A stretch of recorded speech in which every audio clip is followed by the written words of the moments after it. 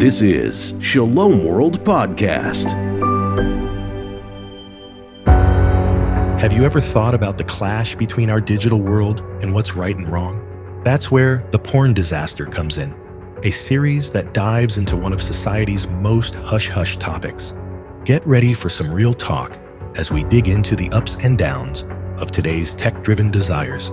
Kids, relationships, recovery, we're not holding back. From the Catholic Church's take on porn to why our brains get hooked, we cover it all. Join us as we chat about the messy stuff, the good, the bad, and the uncomfortable. Hosted by Patricia Keane, we've got an expert panel here to chat about porn addiction, what it does, how it affects us, and how we can heal. Welcome to Shalom World. My name is Patricia Keane and we are coming to you from Maynooth, County Kildare in Ireland. I'm introducing a 12-part series on pornography called The Porn Disaster. Pornography is harmful. It isn't so much about the addiction. This is a multifaceted industry that continues to make money off of this. With anything pleasureful that happens, and if it happens often enough and long enough, you can get changes in the brain. The wrongful use of freedom leads to captivity. The pornography reality is so dangerous for us.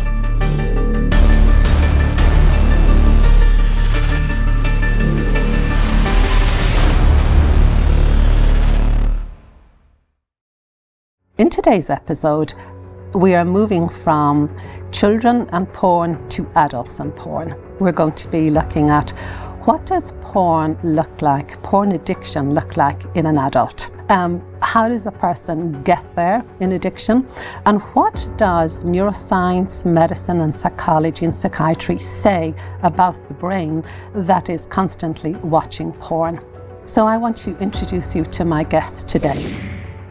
Professor Patricia Casey, Professor of Psychiatry at University College Dublin, Ireland. She is a psychiatrist, journalist, and commentator on social issues. Father Chris Hayden, priest from the Diocese of Ferns, Ireland. Spiritual Director, St. Patrick's Seminary, Maynooth. Father Alan Hoffa, priest from the Diocese of Allentown, USA. He has BA in Philosophy and Masters in Divinity. Dr. Kielty Oberlin. She's from Ireland, doctorate in psychology and master's in counseling, specializing in eating disorder recovery. So we've got a lot to say on this one today. Professor Casey, you are the expert here when it comes to what pornography does to the brain. But we're going to be coming to that in a couple of minutes because there's a couple of questions that I want to run with before I get to you. So, Father Chris, I'm going to you first for this one. There's the debate that adults are free to engage in whatever consensual activities they choose to do. And if we compromise this fundamental freedom, are we on a slippery slope? Is there any substance to that belief, or is it based on a defective understanding of freedom? All of the above. There is some substance to it because we have free will, we can choose freely, but it's defective and profoundly defective in that the wrongful exercise of freedom leads to captivity. It's self-undermining. The world's prisons are full of people who exercise their freedom. And what's needed, if we come up against this instant kind of gut reaction, roadblock, how dare you tell me, how dare you legislate against my pleasures and so on, I'm free to do as I will. Well, there's a philosophical underpinning that we need to have here. What constitutes freedom? And for us as Catholics, and it's also a solid humanistic understanding, it's not some obscure little Catholic doctrine. Freedom is freedom to choose what is good. It's freedom to choose what conduces to human flourishing. And that in turn requires a vision of what the human person is. Because if I don't know what I am fundamentally, then I don't know what helps me to become what I am. If I don't have a self to aspire to, if I don't have a sense of what it is to live a good life as a free human person. Let me just give you a little analogy regarding the use and misuse of freedom. If I am struggling with an alcohol dependency and I find myself alone in my favourite store, which happens to be a liquor store, and I have unlimited funds and there's nobody there with me to bother me, In principle, that's a situation of freedom. I'm free to do just what I want. But in order for me to remain free as a human being, I need someone to come along and take me captive and bring me to a different place in order to preserve my freedom. So the whole discourse around freedom, it needs to be more subtle. We need to remember that freedom, that the wrongful use of freedom leads to captivity. And that's a broad principle. And when we come to pornography, then we can see that it plays out at an individual level and in many ways at a societal level. Father Allen, I'm going to you for this one. Some argue that porn can't be addictive because it doesn't introduce a foreign substance into the human body. Still, when we consider gambling, it is generally recognised as an addiction, as pathological gambling is included in the DSM. In what sense is porn addictive in adults? One of the big things that we see is the alternate reality. How many of us have at times in our life wished that we had a different reality? We wish that our financial situation or our work situation or our personal situation was different. And so we go off and we desire that. And when we can find something, it's attractive to us. One of the things that is definitely underlying porn is this fantasy reality, especially as it regards our human sexuality. And so if I have this opportunity where I have very little commitment, where all the work is being done for me, and I have this opportunity to enter into that, and there's an arousal template that's there as well, that is the huge attraction value. And so all of that comes together in almost a substance. It is the substance of pornography that is drawing me in and makes it something that I want to be a part of. And then I create this need, this overwhelming need. And we'll hear today, especially how that affects the brain and every other part of the body, all the way down to the reality of our soul. And so all of those factors coming together, especially the fantasy piece and the lack of work and commitment, especially because of the ease of access that we have now, that a person can just pop open their phone and it's right there. They don't have, we talked about those 5 A's, the fact that there's anonymity in it, the fact that it's accessible. One of the big things is that it's free. You don't have to pay for it. It's affordable. And all of those things coming together are really what make this a very addictive reality, and especially because of its ease and how pervasive it is. Just a question that I'm just going off here for a moment, because I just want to ask this. At what point do people start paying for pornography? In my experience, one of the big areas is when pornography has morphed into other things. So we talk about this downward spiral. People usually start out with looking at what would be considered, quote, normal porn, the pornography that is between a man and a woman having sexual relations. But then it turns into all different things. It can get to situations of BDSM, people who are completely desensitized to child pornography. Okay. Can you explain what BDSM is? So when you talk about bondage, sodomy, so we're talking about really hardcore realities of things that would be outside of the normal human-to-human conjugal act. But then in addition to that, what you see at times is that it does, for some people, it isn't enough as they continue down that spiral. And so where the money gets into is prostitution, people paying for different things of that reality, because when, again, it gets to the mind, the arousal template that they need, it keeps deepening and deepening, and they need more and more. So again, what does that sound like? It sounds like a person who gets started in very low-level drugs, and then it accelerates. So it's the same reality. And again, when we talk about the brain chemistry, there's so much crossover in how that happens with us, which is why the pornography reality is so dangerous for us. In episode 1, we were looking at the exponential growth of pornography over the last 25 years, and we were looking at a figure of 97 billion in income that the industry generated in 2022. So is this where all of that income is coming from, what you're talking about when you escalate up along and you want to watch harder porn? Is that where you start paying for it? Well, not necessarily. The reality of the pay is, hey, guess what? Everybody's going there. So you get different people who are getting ads in there and different things. So okay. This is a multifaceted industry that continues to make money off of this. And then they reinvest that money into getting more and more people hooked. and so there's multiple points to this, and that's why we had to spread this out in a 12-part series, is because there's so many different angles in which this is being pervasive. Yes, a couple of people contacted me just to ask me how that 97 billion is generated. So I wanted to clarify that. You can have paid sites and things like that, but again, because of all that there is free out there, when you look at the top 10 websites yearly in their production, 3 of those top 10 in the world are pornography sites.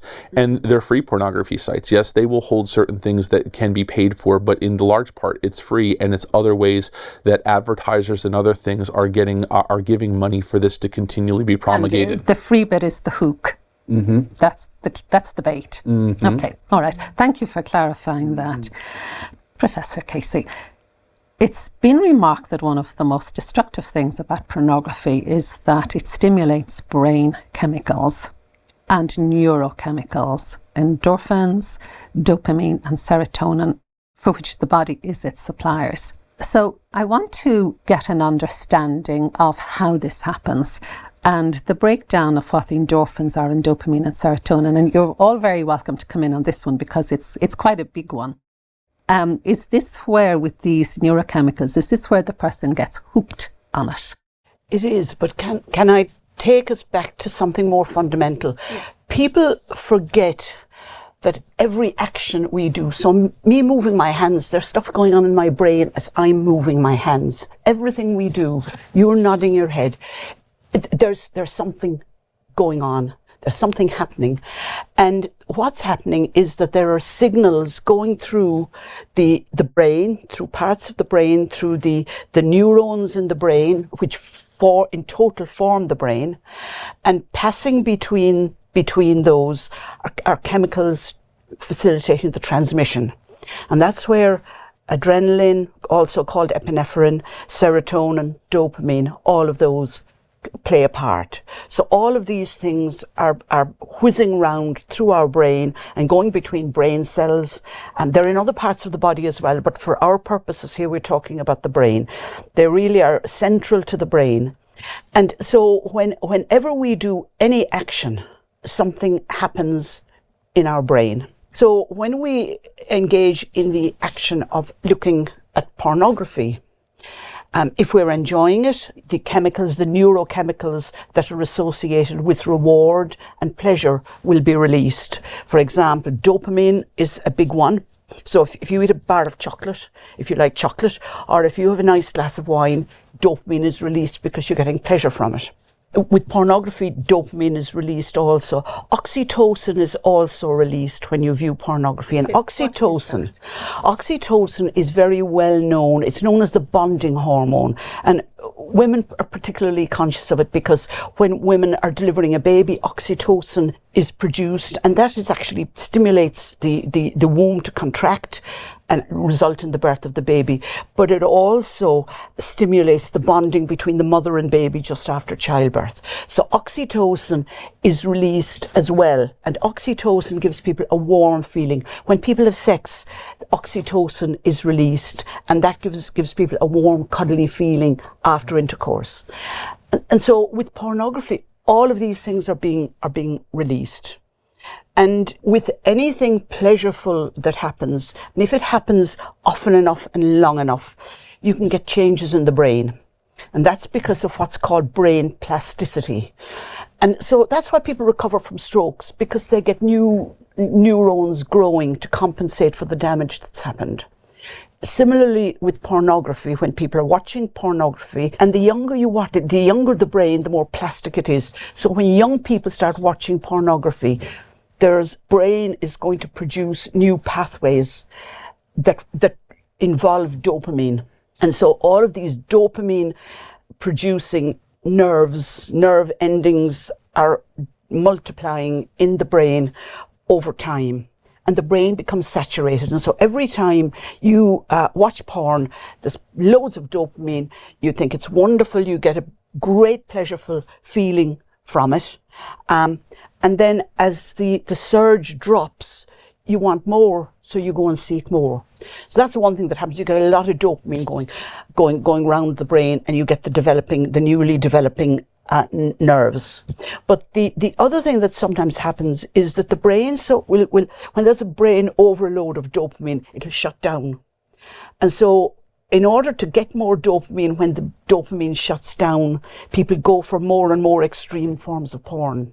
So ultimately, they become hooked. So as to keep the dopamine surge going the whole time, they have to constantly look at porn and look at more and more porn. Can I just stop you there to ask you, so when they get a drop in the dopamine, how is the person feeling? They feel low in mood, they feel anxious, they feel irritable, they feel cut off, isolated.